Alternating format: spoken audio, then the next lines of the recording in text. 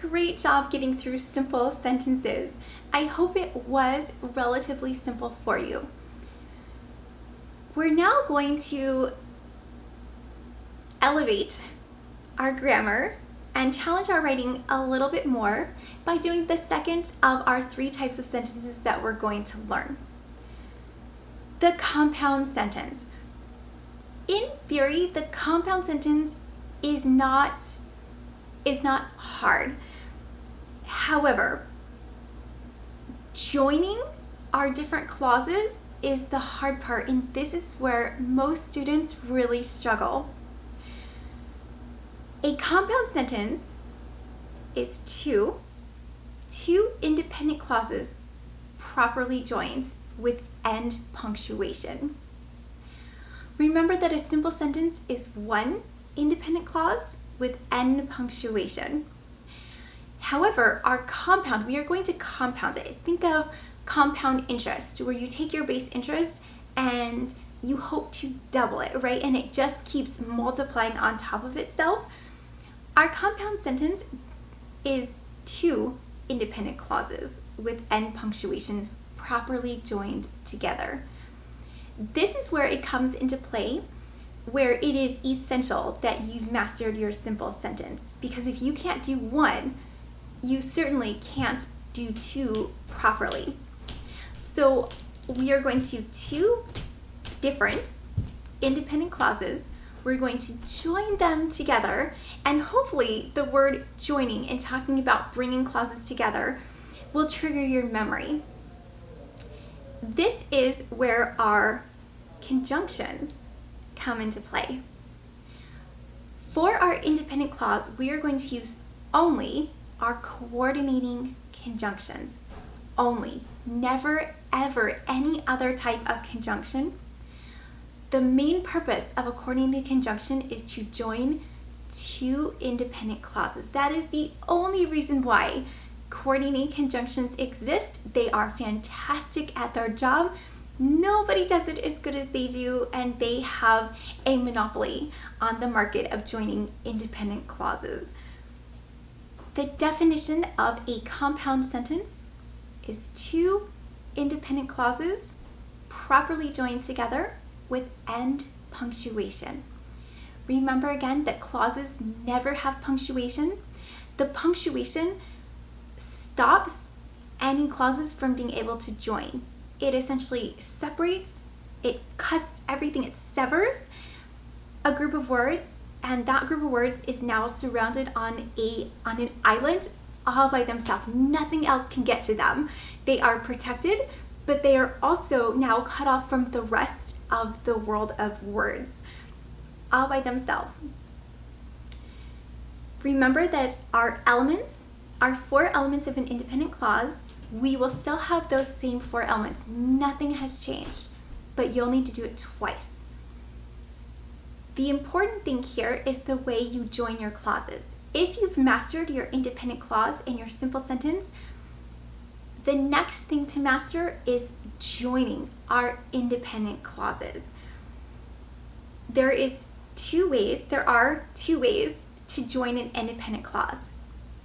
You can use either a comma with a fanboy conjunction or a semicolon.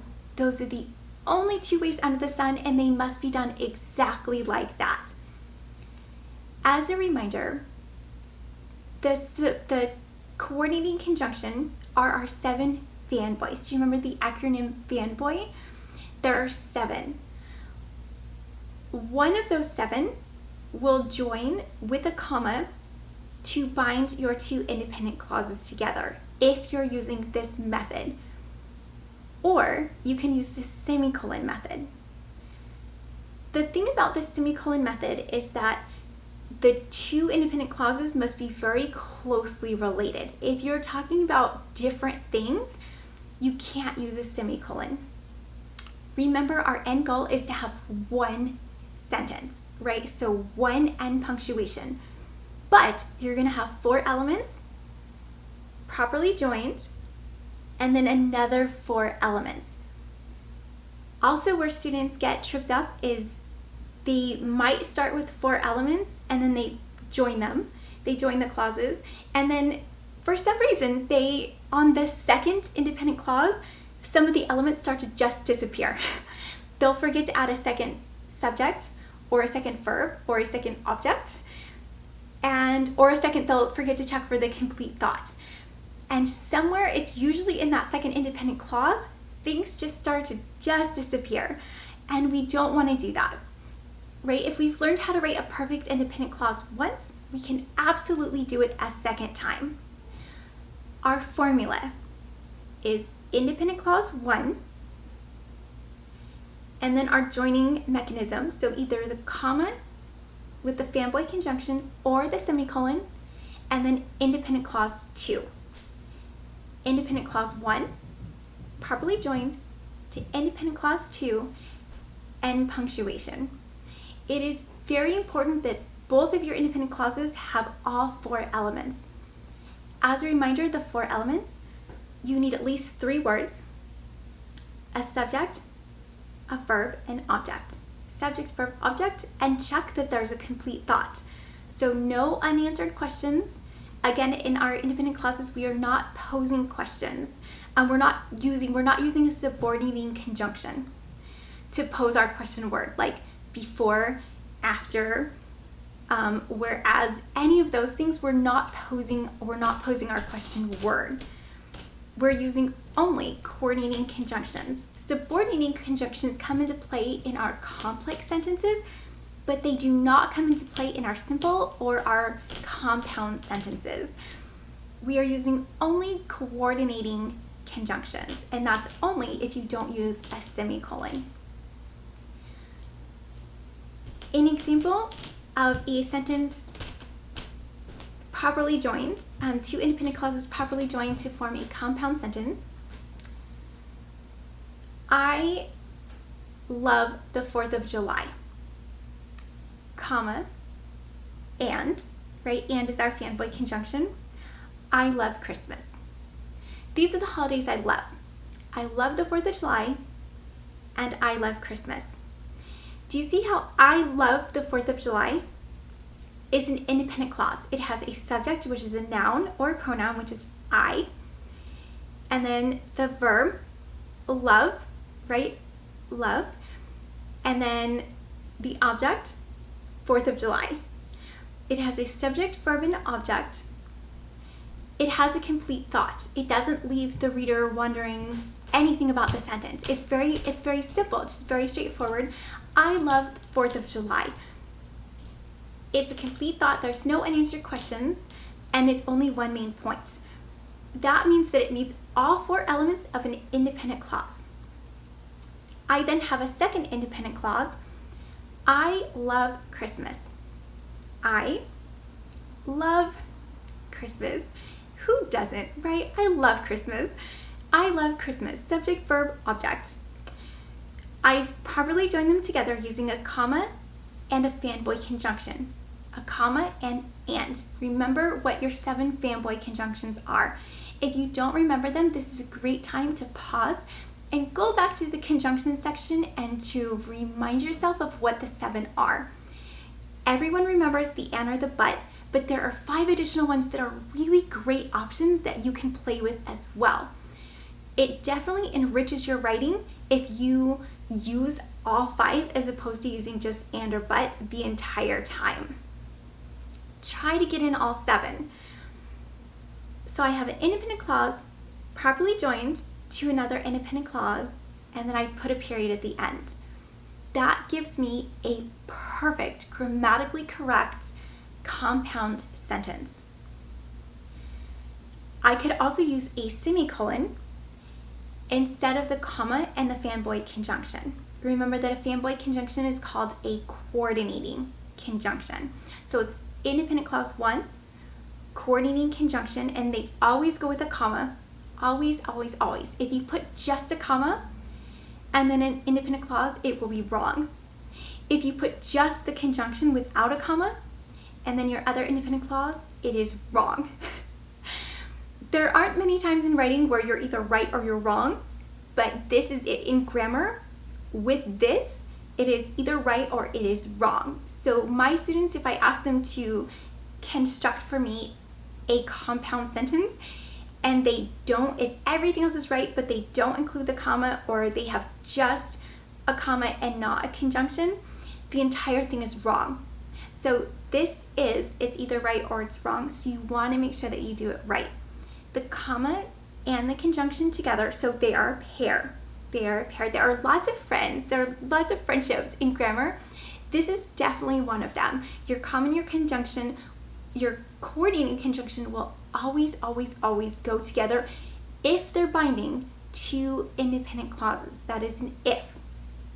You can, of course, use and but and for, so outside of this context. So within this context, if you're binding two independent clauses, you must use either a comma and a fanboy coordinating conjunction together, or a semicolon.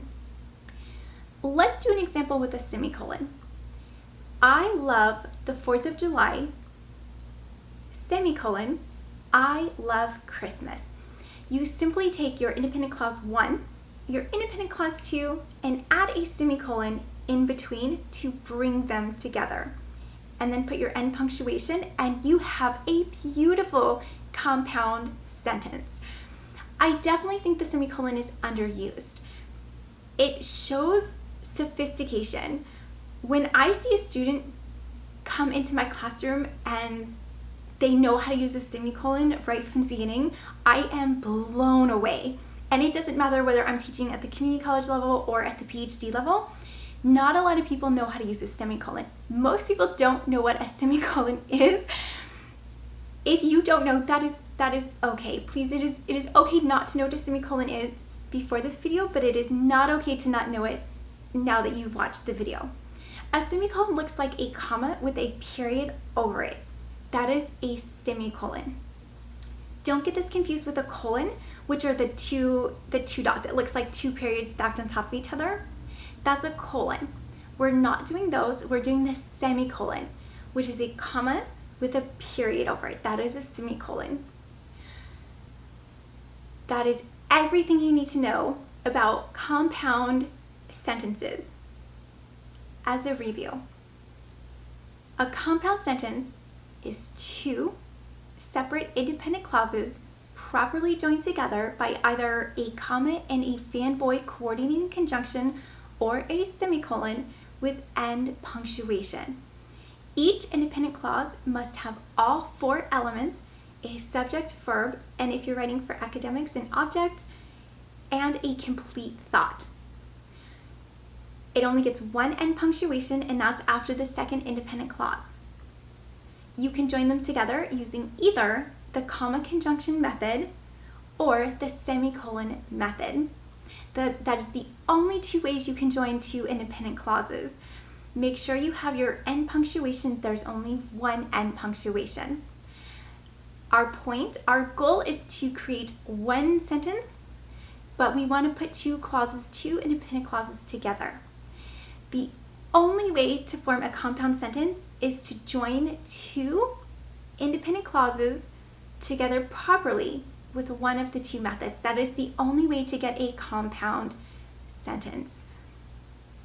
I know compound sentences, if you've never done this before, if you've never heard of this before, I know it can be a lot.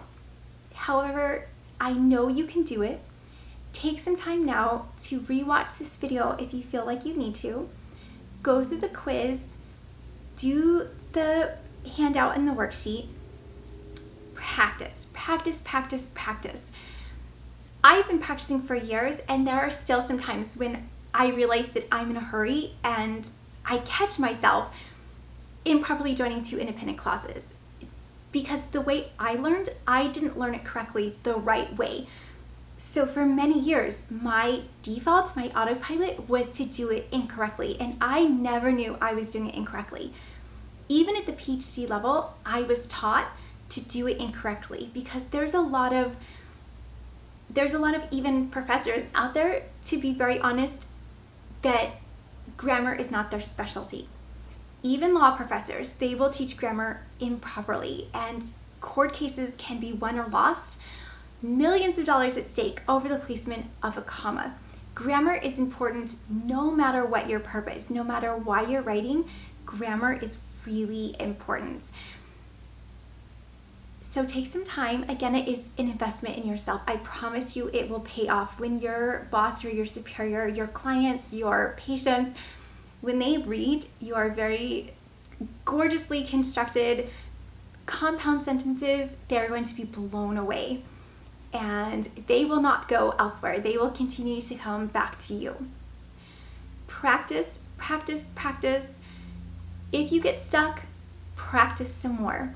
Independent clauses, 2 of them together, form a compound sentence. 1 independent clause with end punctuation is a simple sentence.